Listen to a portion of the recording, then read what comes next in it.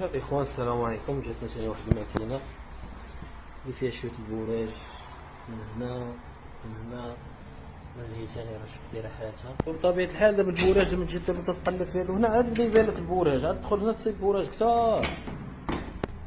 شي حاجة تا كتقلبها عاد كيتبان لك البوراج. شوف دابا هادي كي دايرة من تحت، دابا تا كتقلب عاد كتبان. هادي راه وهكذا صافي هنا. وبإذن الله إن شاء الله غادي نقطعو هاد البلاصة ونعاود نسوديوها كاملة، تقطع وتعاود تسودي.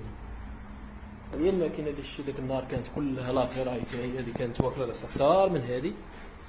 تبارك الله اللهم بارك. الماكينة كي ولات راه جات جديدة.